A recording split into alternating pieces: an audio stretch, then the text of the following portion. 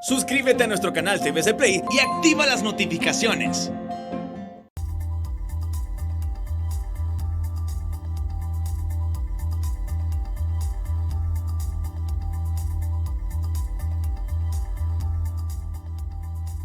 Muy buenas, bienvenidos al banquillo, gracias por estar con nosotros, les saludamos desde TSI.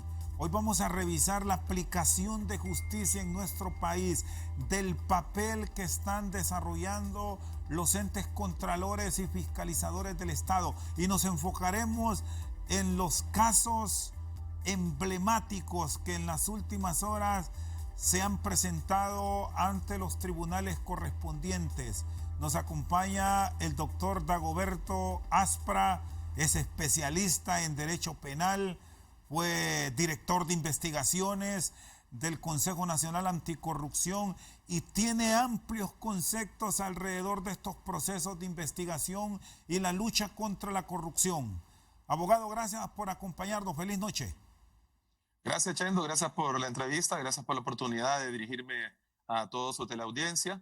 Y me gustaría pues tener la oportunidad de aportar mis conocimientos para que la población entienda de una mejor manera cómo se tramitan estos casos, cómo se manejan. Bueno, en principio, abogado Aspra Iglesias, ¿cómo ha observado en su condición de profesional del derecho independiente ahora en el ejercicio de sus actividades diarias, las acciones del Ministerio Público en estas investigaciones de acontecimientos que se han registrado de presunta corrupción durante esta pandemia?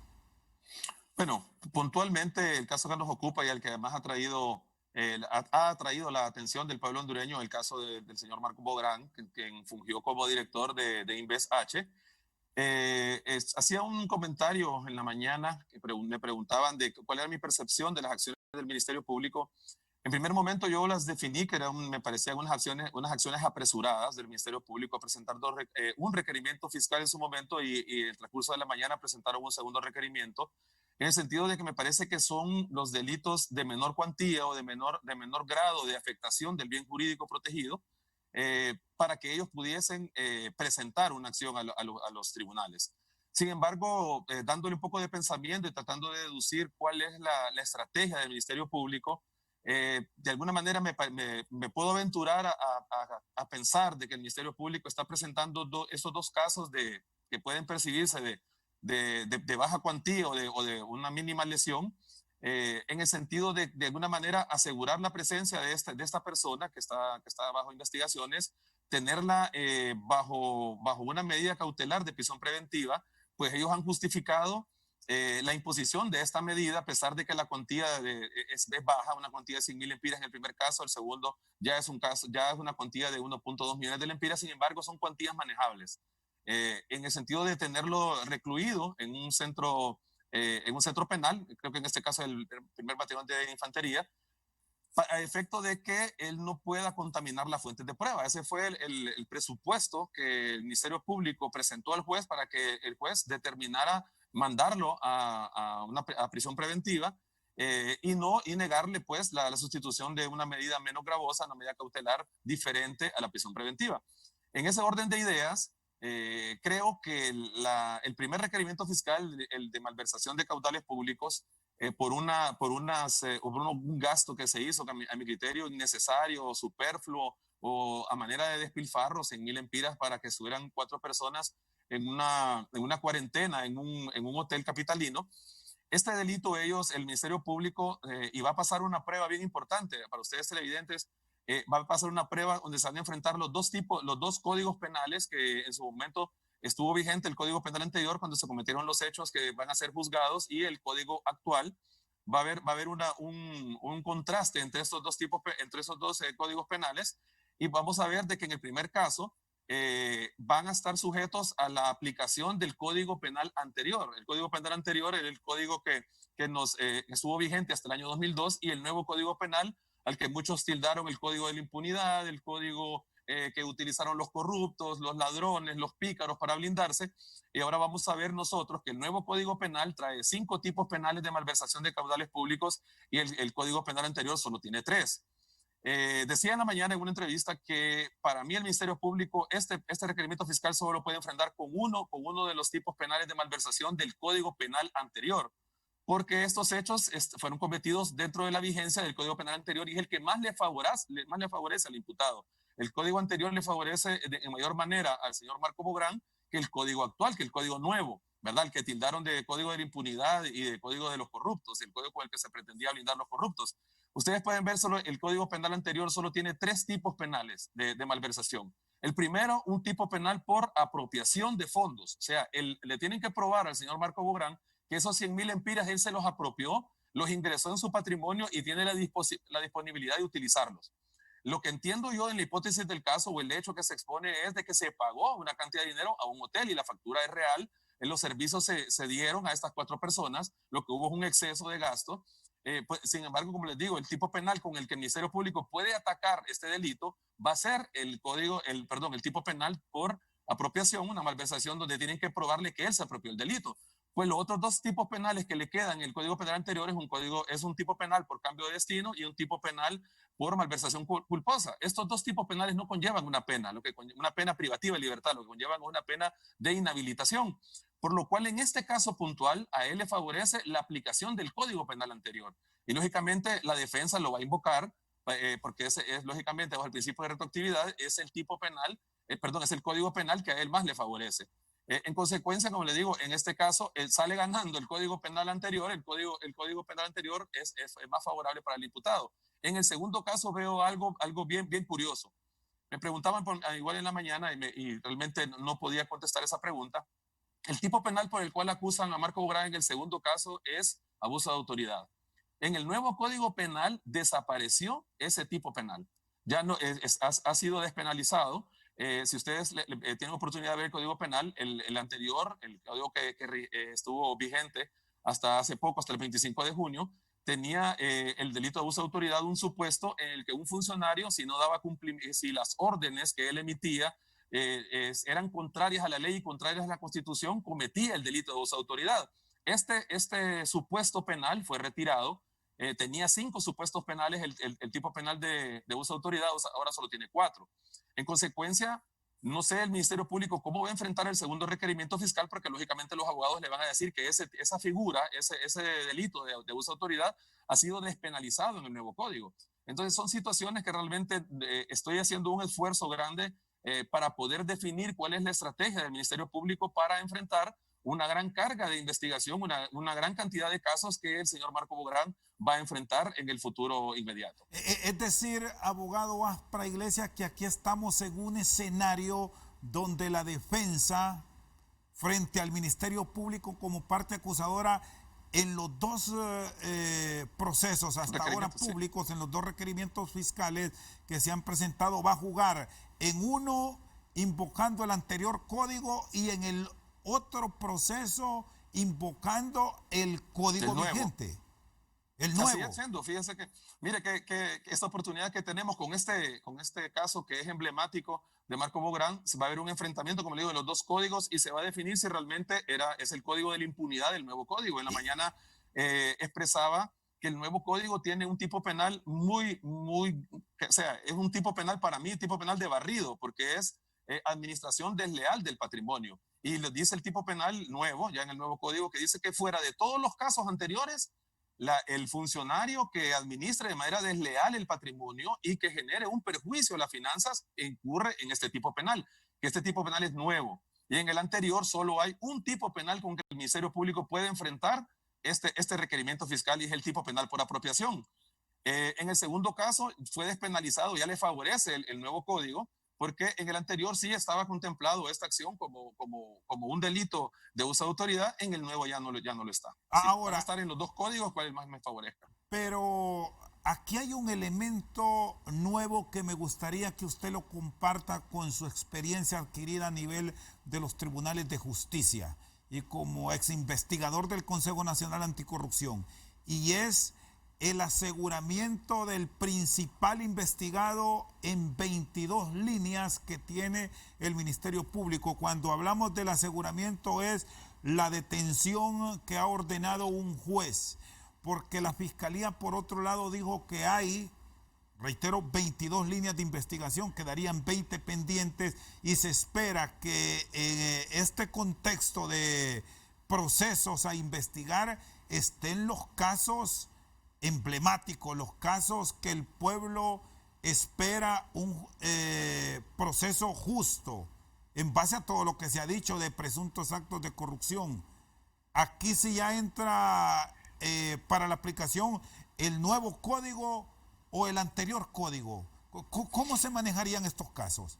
Bueno, como le decía, la verdad es que el Ministerio, yo puedo definir que el Ministerio Público está desarrollando una estrategia orientada en dos vías. La primera, asegurar la presencia del imputado en el proceso. Ya lo tienen detenido, ya está recluido en un batallón, ya la presencia del imputado está asegurada de que él no se va a escapar, ¿verdad? Está ya sometido a una autoridad. Y lo segundo, lo que ellos han argumentado al pedir la medida más gravosa que tiene el Código Procesal Penal, que es la prisión preventiva. Ellos aducen de que hay un riesgo de contaminación de fuentes de prueba, de obstrucción de la justicia, de que él puede influir en algunos actos de la investigación. Probablemente el Ministerio Público ha percibido de que sí puede haber ese riesgo y quiere asegurar el resultado en los otros procesos que le faltan. Y han abierto con estos dos procesos, con esos dos requerimientos fiscales que podemos definir de poco perfil, de poco impacto. Y al final, como le digo, al final el beneficio que va a recibir el imputado va a ser de aplicación del código anterior, el código actual, cuál es el que más le favorezca. En el primer caso, como ya lo dije, le va a favorecer el código anterior y en el segundo caso le va a favorecer el nuevo código. Y eso se puede observar también en futuras acusaciones. Que el representante legal diga, quiero que me juzguen a mi defendido con este código o con el otro código. Sí, Chendo, es que, la aplicación del código la marca el ámbito temporal de validez del código. O sea, los hechos fueron, en el primer caso, los hechos fueron cometidos creo que en el mes de abril y entró en vigencia el Código Penal hasta el 25 de junio. O sea, no se le puede exigir a una persona que se le aplique un código que no estaba vigente. Entonces, en consecuencia, si el código nuevo que él desconocía en el momento de cometer el delito le favorece, ese es el que se va a aplicar. En consecuencia, como le digo, la aplicación del código anterior al nuevo lo va a fijar el tiempo de validez que tenía en su momento el código y en este caso puntual, en el mes de abril que sucedieron los hechos que son cuestionados en este momento, reprochados, estaba en vigencia el código anterior y como le favorece, ese es el que los defensores van a invocar. En consecuencia, como le digo, en los casos posteriores que puedan venir, si son cometidos después del 25 de junio del año 2020, ya no se va a poder invocar el Código Penal anterior porque va a estar en plena vigencia el nuevo código y a ese beneficio de retroactividad de la ley no le será aplicado a nuevos casos que se cometan de aquí para adelante. Está con nosotros esta noche al banquillo el abogado Dagoberto Aspra Iglesias. Vamos a una pausa, ya regresamos.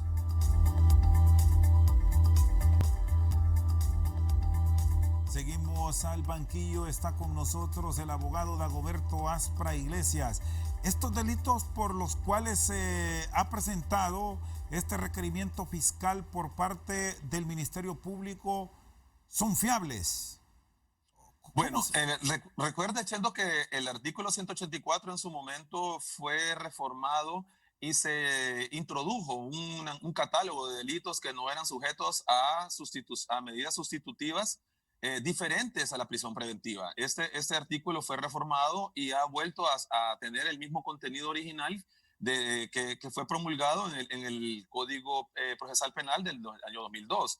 O sea, todos los delitos que están en el Código Penal son sujetos a fianzas, sujetos a que se dé un arresto domiciliario, a que una persona pueda firmar periódicamente ante una autoridad, a unas medidas distintas a la prisión preventiva. O sea, queda a criterio del juez que valore los riesgos procesales, que los presupuestos legitimadores de la medida no sean suficientes para imponer la medida más gravosa, que es la prisión preventiva, por lo cual ya en plena vigencia del artículo 184, todos los delitos están sujetos pues a que se le aplique una medida distinta a la prisión preventiva. Es decir, responsabilidad directa del juez que conoce la causa en mandarlo a su casa.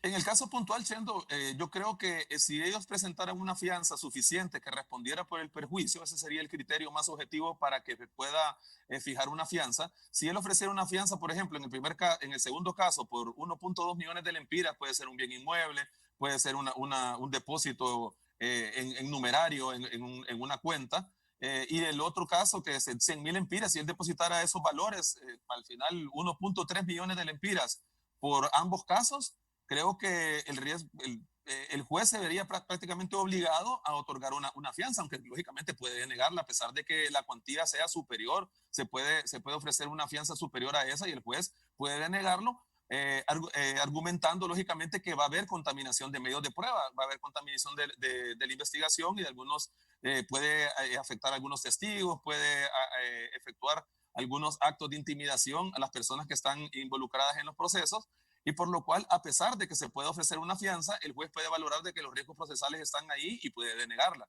Sin embargo, como le digo, la valoración va a ser del juez, va a ser de que él tenga que ver si los riesgos procesales son suficientes para mantener la medida, y al final también esa medida es sujeta a un recurso de apelación que la Corte de Apelaciones pueda valorar si los riesgos procesales se mantienen para que la medida más gravosa, la prisión preventiva, esté vigente. Y bajo este ámbito sobre el cual se está aplicando justicia en este momento y dadas las circunstancias de delitos entre delitos graves y los delitos que conocemos como bagatelas, ¿debería volverse desde su óptica, doctor Aspra Iglesias, a revisar ese artículo y pensar en función de que delitos como la narcoactividad, asesinatos, sean en este caso decisiones directas de la justicia, enviarlos a prisión, y que otros, como está el espíritu del legislador, se defiendan en libertad? Claro, mire, si ustedes ven, vaya, la justicia que nosotros casi siempre tomamos como modelo, la justicia de los Estados Unidos, ustedes pueden ver que en Estados Unidos todos los delitos están sujetos a una fianza. Es un derecho que está en la Constitución de los Estados Unidos, está en una de las últimas enmiendas de la Constitución americana, en que cualquier persona que ofrece una fianza, una caución, el juez siempre va a fijar una fianza por muy grave que sea el delito.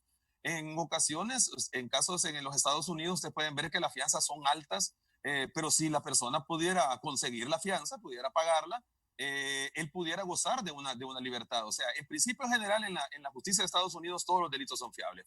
En Honduras se volvió a ese principio porque, lógicamente, el derecho a la libertad, entendemos que una persona es inocente mientras no se le ha vencido en un juicio, mientras no ha sido pasado todas las etapas del proceso y al final ha sido condenado.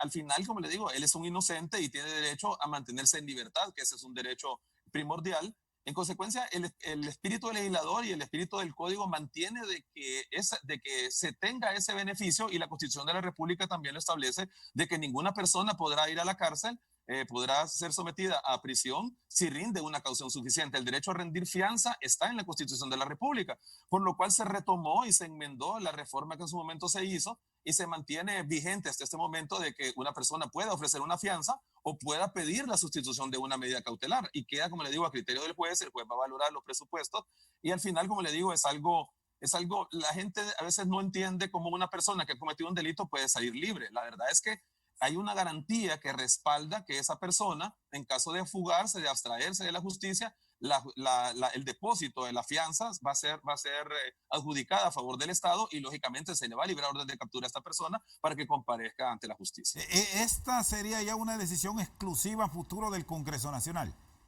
Sí, y como le digo, el Congreso volvió al origen del artículo 184, volvió a establecer de que ese era el espíritu que se debe mantener para que una persona pueda gozar de libertad si se cumplen los presupuestos. Es bien complejo poder explicar cómo funciona este sistema de aplicación de las medidas cautelares. Hay riesgos procesales que los jueces valoran y dicen que ellos tratan en mayor parte de imponer la medida menos gravosa, la que le genere menos sufrimiento al imputado. O sea, se entiende que el imputado es un inocente. Eso es lo que la ley establece. Hay una presunción de inocencia, hay un derecho al estado de inocencia que debe mantenerse durante todo el proceso, mientras tanto la sentencia no sea firme y tenga fuerza de ser ejecutoriada. En consecuencia, como le digo, se va a mantener ese espíritu, y se ha vuelto pues a los orígenes del Código Procesal Penal, y al final, como le digo, se bastaría pues la decisión del juez, que va a ser revisable en un recurso de apelación ante la Corte de Apelaciones si ha sido bien tomada por el juez de primera instancia. ¿Cómo valora, abogado Aspra Iglesias, el actuar del Tribunal Superior de Cuentas? Se habló que este ente era fundamental en apoyar al Ministerio Público en este proceso de investigación. Nos quedamos con el caso de Inves Honduras y así podemos sumar muchas otras denuncias de supuesta corrupción. Pero en cuanto a estos casos de la pandemia. Mire, Chendo, la situación del Tribunal Superior de Cuentas es algo compleja. La abordamos cuando estábamos en el Consejo Nacional Anticorrupción. En su momento se propusieron algunas reformas legales. Hay un manejo del trabajo que ellos hacen que les complica y se alargan los procesos, y ¿cómo le digo? La forma en que el Tribunal Superior de Cuentas aborda la mayoría de los casos hace que los procesos se alarguen, que los procesos se compliquen y que compleja. Se han hecho varios estudios dentro del Tribunal Superior de Cuentas porque el resultado no se da tan pronto como se espera. Las auditorías, como estos informes, ¿verdad?, que requiere el Ministerio Público como insumo necesario para ejercer la acción penal, no llegan a tiempo. La verdad, como le digo, se han presentado varias reformas a su ley orgánica que al final pues no ha tenido el resultado que es darle ese dinamismo a los procesos. Es algo complejo. Realmente, si ustedes, el Tribunal Superior de Cuentas tiene unos procesos, ¿cómo le digo?, bien rigurosos. Más que todo están basados para mí, en normas de auditoría más que normas legales, y a veces los auditores son más complicados que nosotros los abogados. Ellos tienen unas normas que cumplir, y al final por eso ellos se entrampan en unos procesos que al final, como le digo, se extienden mucho tiempo. Hay recursos que se pueden intentar dentro de los procesos investigativos administrativos, y al final el Tribunal Superior de Cuentas no emite a tiempo un informe de responsabilidad, un informe que contenga indicios de responsabilidad penal, que es el informe que le sirve al Ministerio Público, porque yo he tenido informes del Tribunal Superior de Cuentas donde solo se declara la responsabilidad civil, y he pedido lógicamente el cierre al Ministerio Público de una investigación porque el Tribunal Superior de Cuentas no ha declarado ningún tipo de responsabilidad penal, solo una responsabilidad civil que va a ser determinada en otro ámbito fuera del ámbito penal. Entonces es una situación bien compleja el Tribunal Superior de Cuentas en cuanto a sus procesos, y al final, como le digo, se han hecho varios intentos de reformas a su ley que no han venido a causar el impacto necesario. Yo sé que ellos en su momento han estado trabajando con el Ministerio Público. El Ministerio Público ha estado apoyándoles en algunos procesos, más que todo en los casos de enriquecimiento ilícito, y creo que han logrado sacar algunos casos, ¿verdad? Pero al final, como le digo, el Tribunal Superior de Cuentas creo que tiene que dinamizarse en aspectos que una reforma integral realmente a lo que es el trabajo que el Tribunal Superior de Cuentas hace. ¿Retrasan la justicia? ¿Ha representado el actuar del Tribunal Superior de Cuentas una barrera para que el Ministerio Público sea más dinámico en algunos procesos? El mismo Consejo Nacional Anticorrupción, con sus líneas de investigación muy propias de algunos casos, abogado Aspra. Sí, es que la verdad, como le digo, yo que he podido ahondar mucho, y llevo casos en el Tribunal Superior de Cuentas, diferentes casos de investigación, veo realmente que como le digo, los procesos son muy engorrosos. Ellos al final, bueno, no sé cómo poder calificar el tratamiento que dan a los diferentes casos, cómo ellos los abordan, cómo ellos los van de alguna manera investigando y van avanzando en estos procesos, que se les alarga de una manera desproporcionada, que el resultado no sale cuando se requiere con la prontitud necesaria. También el Ministerio Público, hay investigaciones que tardan años. Yo llevo investigaciones en el Ministerio Público que tienen 4 o 5 años, que se alargan, y que hay cuellos de botella dentro del Ministerio Público y dentro del Tribunal Superior de Cuentas que al final no pueden ser solventados. Entonces, tanto el Tribunal Superior de Cuentas como el Ministerio Público también adolecen de esa tardanza, de esos procesos de investigación engorrosos en los cuales parece que hay una gran cantidad de casos, parece que las personas que tienen que ver estos procesos no son suficientes, algunos recursos también me parece que les faltan. Sin embargo, como le digo, ese mal es endémico tanto del Ministerio Público como del Tribunal Superior de Cuentas. Está con nosotros esta noche al banquillo el abogado Dagoberto Aspra Iglesias. Vamos a una pausa, ya regresamos.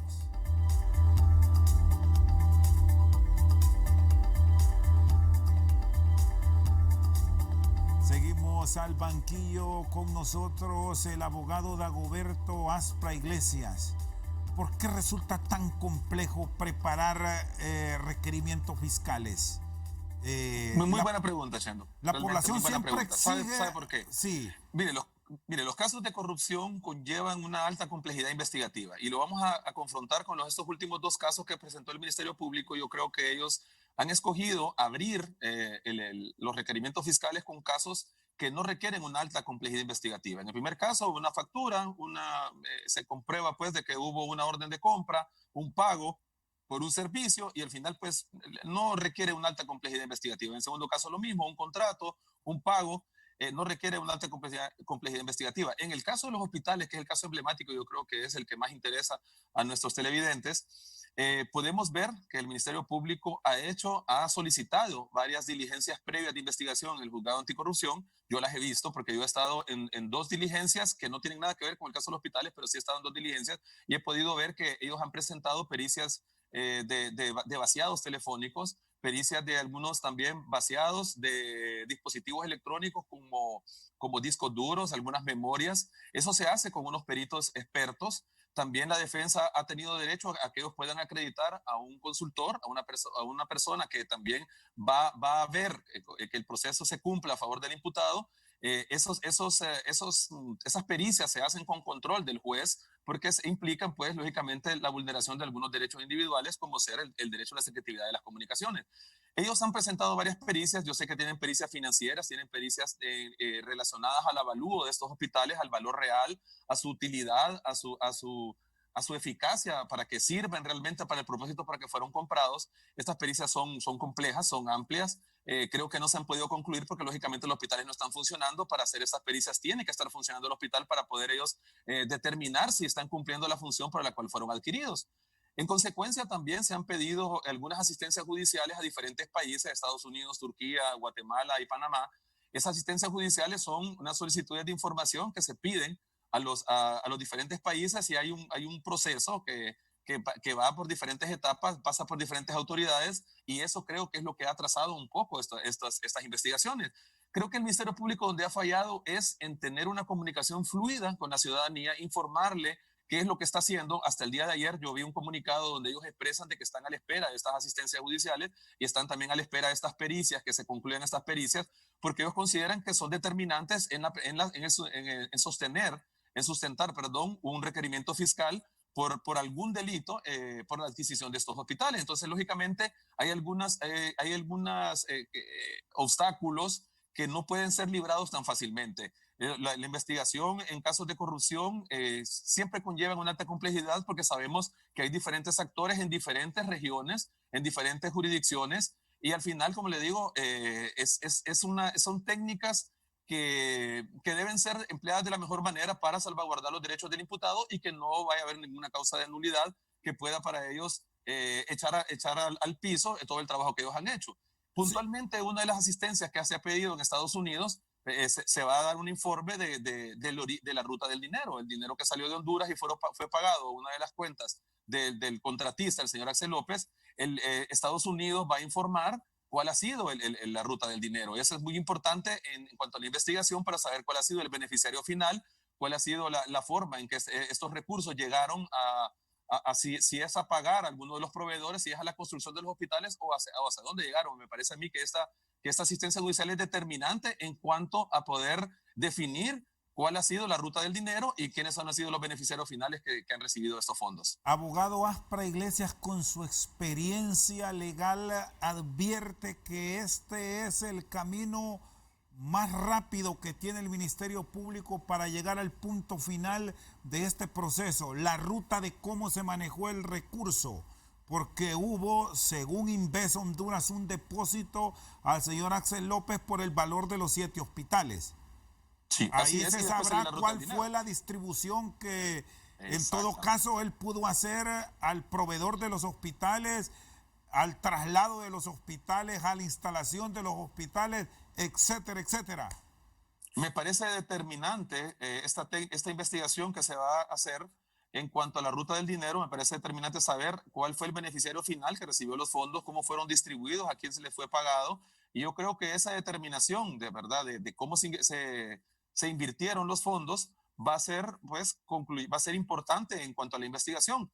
En consecuencia, como le digo, en cuanto a la pregunta que me hace Chendo de que si es la ruta más rápida, el Ministerio Público tiene una ventaja. El Ministerio Público pudiera presentar un requerimiento fiscal y solo necesitaría acreditar la mínima actividad probatoria, no requerirá de toda una carga investigativa, una carga de prueba amplia, grande, sólida, para poder sustentar un auto de formal procesamiento. Esa carga sólida y grande la necesita para el juicio oral y público. Sin embargo, el Ministerio Público entiende de que tiene que hacer estas investigaciones de primer momento porque esa información se puede perder. Si ellos esperan más tiempo, pueden perder esa información y lógicamente la necesitan para poder sustentar todo el proceso. ¿Qué es una mínima actividad a presentar, por ejemplo? O sea, la mínima actividad probatoria son medios de prueba mínimos que le den al juez algún grado de certeza, un grado realmente, mire, se manejan los criterios para dictar un acto de formal procesamiento van en cuanto a la probabilidad de que estemos frente a un caso de relevancia penal y que esta probabilidad pueda sostenerse en el tiempo. O sea, que el auto de formal procesamiento no conlleva una certeza propiamente dicha como la requiere una sentencia condenatoria, que sería una certeza positiva. Con la probabilidad, ¿verdad? Con el indicio, con mínimos indicios que pueda sustentar la probabilidad de enfrentarnos a una causa, ¿verdad? O sea, la probabilidad de que exista una causa penal es suficiente para que un juez pueda dictar un auto de formal procesamiento. Como le digo, en esta primera etapa no requerimos una certeza suficiente con una carga de probatoria amplia, y será suficiente que el Ministerio Público la pueda presentar con una mínima carga de prueba. Pero sin embargo, el Ministerio Público ha optado por ahondar aún más a las investigaciones, en fortalecer más su investigación para enfrentar este proceso de la mejor manera. Que ya el Ministerio Público haya asegurado, usamos este término, a uno de los principales investigados por el tema de los hospitales, le da, no sé si usar este término, tranquilidad para seguir un proceso de investigación que le permita encontrar mayor carga de prueba. ¿Podemos señalar eso? Así es, Chendo, y eso es lo que creo. Creo que el Ministerio Público ha presentado estos dos requerimientos fiscales para poder tener de alguna manera asegurada la presencia del imputado en el proceso y también impedir algún tipo de contaminación de medios de prueba o de obstaculización de la justicia.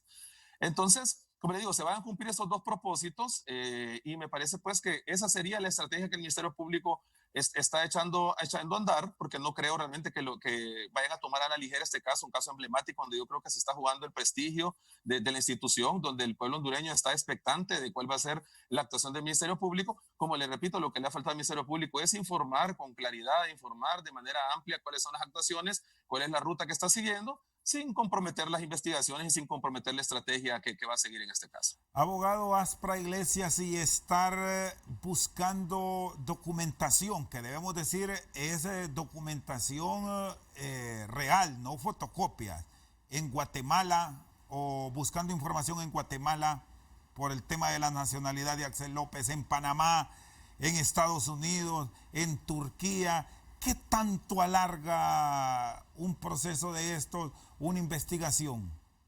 Bueno, no quiero dar esta respuesta porque la gente puede sentirse de una manera pesimista, pero la verdad es que estos procesos son largos cuando se está sustentada en estas asistencias judiciales, porque cada uno de los países tiene un tratamiento diferente a estos requerimientos de información que hacen mediante ese mecanismo de asistencia judicial. Asimismo, le pueden dar la prioridad que ellos quieran, no hay una obligación de un término de días o de tiempo para poder complementar estos requerimientos de información, por lo cual, como le digo, está sujeto a la discrecionalidad de las autoridades a las cuales reciben estos requerimientos de información y la celeridad que ellos mismos le quieran dar. Al final, como le digo, el Ministerio Público ha solicitado estas asistencias y va a definir cuáles son las más importantes para ellos. De alguna manera, creo que están haciendo algunas labores de gestión para que puedan completarse de la manera más expedita posible. Sin embargo, como le digo, me parece que para la estrategia que el Ministerio Público va a llevar en estos casos son casos de alto perfil, de alto impacto, y creo que deben de cubrir todos los flancos de esta investigación. Me parece que sí son determinantes, como ya lo expresamos anteriormente. Muchas de ellas son determinantes en el caso, por ejemplo, de Turquía, en cuanto a la elaboración de algunas facturas. Recuerdan ustedes algunas facturas que fueron cuestionadas. Me parece a mí que es importante y relevante de que tanto el gobierno de Turquía pueda responder estos requerimientos de investigación en cuanto a la elaboración de algunas facturas, de los pagos de algunos impuestos arancelarios que debieron haberse cancelado en ese país. Asimismo, pues la investigación que se está pidiendo en Estados Unidos y en Panamá, creo que la información que se está pidiendo no tengo conocimiento que sea relacionada a los hospitales, me parece que es más relacionado a otras investigaciones que también está involucrado el señor Marco Bográn. Sí, porque debemos recordar que no solo es el tema de hospitales, está también la adquisición de equipos de bioseguridad que el Ministerio Público ya investiga, también la compra de ventiladores mecánicos, en fin, es todo un proceso de investigación de 22 líneas.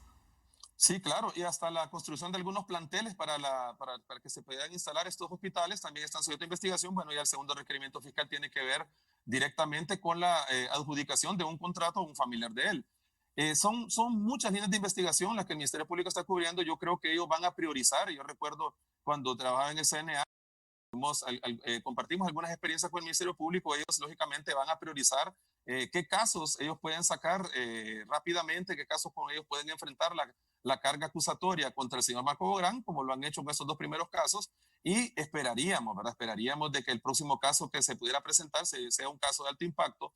Y en el caso de los hospitales, mi opinión personal es que falta algún camino por recorrer, porque realmente recuerde que el contrato con el que se adquirió esos hospitales es un contrato llave en mano. Estos hospitales tienen que estar funcionando, tienen que ser entregados a satisfacción del adquiriente, que en este caso es el gobierno de Honduras, y esa condición todavía no se ha dado. El contrato no tenía un término tenía términos, pero fueron ampliados y al final han quedado fuera de estos plazos, ¿verdad? Para el cumplimiento, y muchos de ellos no se han terminado de instalar. Me parece a mí que la debilidad de esta investigación está en el punto de que los hospitales no se han terminado de construir, no se han entregado, y bajo la modalidad de llave en mano, pues requerirá mucho tiempo para que pueda el proveedor entregarlos a satisfacción del adquirente.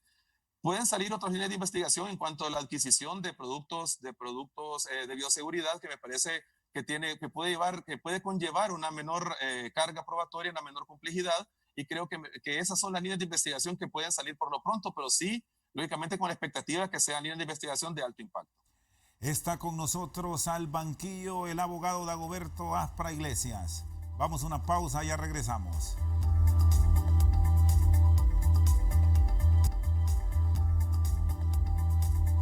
Continuamos esta noche al banquillo, está con nosotros el abogado Dagoberto Aspra Iglesias.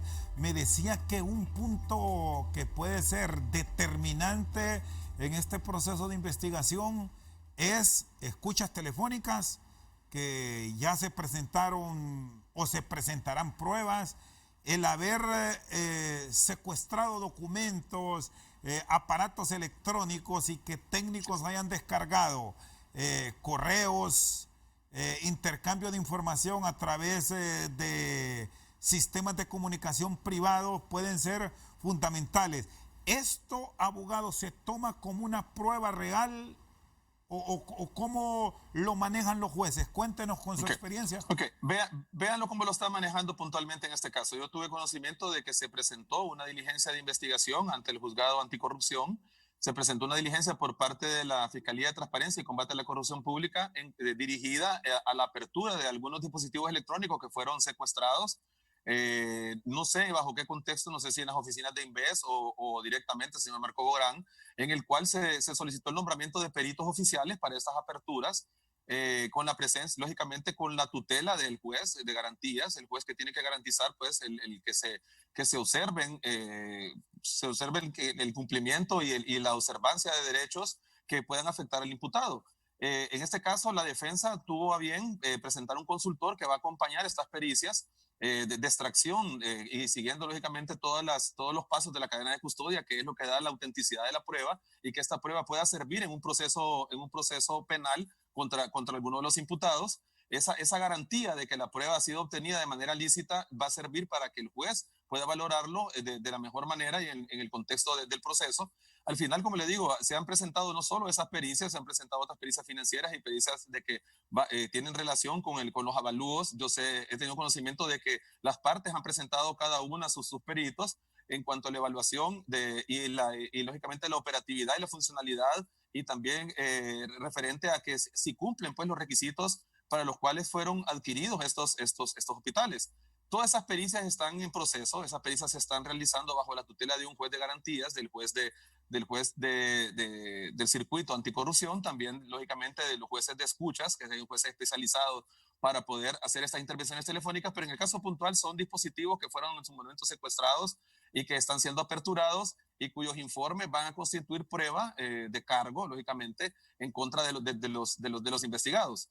Esto conlleva, como le digo, una alta complejidad investigativa en estos casos. El Ministerio Público trabaja, yo le digo, puntualmente yo puedo dar fe de que el fiscal Héctor Morales, él estuvo al frente de la unidad de apoyo fiscal, llevó los casos del Seguro Social, lleva un trabajo muy profesional. Yo esperaría que mantuviera esa línea de trabajo. Yo lo conocía a él cuando yo estuve en el CNA y aún después he seguido llevando casos en la unidad de apoyo fiscal, y creo que el abogado Héctor Morales, el fiscal especial de Transparencia y Combate a la Corrupción Pública del Ministerio Público, es un hombre profesional y un hombre que va a llevar de mejor manera estos casos, y creo que el Ministerio Público va a dar respuesta a estas investigaciones y va a fundamentar y justificar pues cuál ha sido su actividad investigativa confrontada a las peticiones y a los requerimientos que haga a los tribunales de la República. Advierte que en este proceso saldrá mejor librado el Ministerio Público frente a otras acciones que se han interpuesto ante los tribunales correspondientes. Siento que creo que el Ministerio Público se le está jugando, hay una presión enorme. El Ministerio Público, no podemos desconocer de que hay una presión enorme obligándolos a dar una respuesta suficiente para el pueblo hondureño, para la expectativa que el pueblo hondureño tiene. El Ministerio Público lo sabe, ha analizado cuál va a ser la respuesta que va a dar a estos procesos investigativos, a la respuesta que la ciudadanía exige, porque lo ha exigido en diferentes foros, en diferentes situaciones, y creo que el Ministerio Público está obligado, está presionado y se está jugando realmente un momento histórico en que es necesario de que ellos enfrenten pues estas situaciones de la mejor manera, con el mayor profesionalismo, con la mayor capacidad, que no pueden ellos de alguna manera perder un caso de estos. Si lo van a presentar, tienen que presentarlo con una solidez suficiente, como lo hizo el abogado doctor Morales en la mayoría de los casos del Seguro Social en la unidad de apoyo fiscal. Creo que tiene un buen antecedente, un buen récord, una capacidad comprobada de que va a tener esa puntualidad de presentar un caso a que él esté convencido de que lo va a ganar con una certeza más allá de cualquier probabilidad. Abogado, ¿cómo valora usted, que estuvo en el CNA, los apoyos de entes que luchan contra la corrupción? En el caso del CNA, que ha entrado también de lleno en estos procesos de investigación antes y durante la pandemia. Bueno, la verdad, siendo que no comparto mayormente la actuación del CNA. Últimamente ha cambiado su ruta. Cuando yo estaba al frente de la unidad de investigación, que yo creé la unidad, yo fortalecí al CNA creando una unidad de investigación para que pudiera hacerle frente a este tipo de casos, pudiera aportar elementos suficientes al Ministerio Público, pudiera hacer denuncias, pudiera hacer investigaciones sustentadas para que el Ministerio Público pudiera apoyarse en ellas y poder descubrir algunos actos de corrupción. La modalidad que yo imprimí es totalmente diferente a la que se está dando en este momento en el CNA. Hay muchos informes que el CNA brinda que no tiene un contenido suficiente que sirva de insumo al Ministerio Público, porque realmente las personas que están al frente de estas investigaciones no tienen la experiencia suficiente. Ninguno de ellos ha trabajado como abogado. Después de mi salida, las personas que están al frente de estas investigaciones no tienen ninguna experiencia en casos de investigación penal, no han fungido ni como fiscales ni como jueces, no han tenido una experiencia como abogados de los tribunales de la República, no han sustentado ninguna investigación, ningún proceso.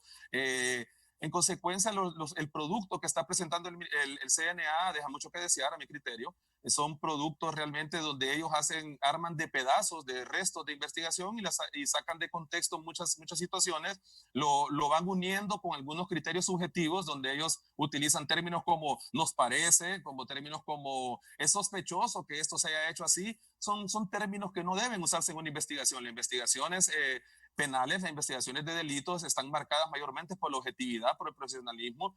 Ellos no, en los diferentes informes que he leído no describen lo que es un cuadro fáctico, no describen cuáles son los hechos que ellos consideran punibles o que ha cometido una persona, ni califican los tipos penales en relación a los hechos que las personas han cometido, ni definen cuál ha sido la acción que las personas que ellos en su momento señalan han cometido para que ellos puedan señalar la comisión de algún delito. O sea, yo a mi criterio, ¿verdad? Muy personal, y yo pues me someto a cualquier examen.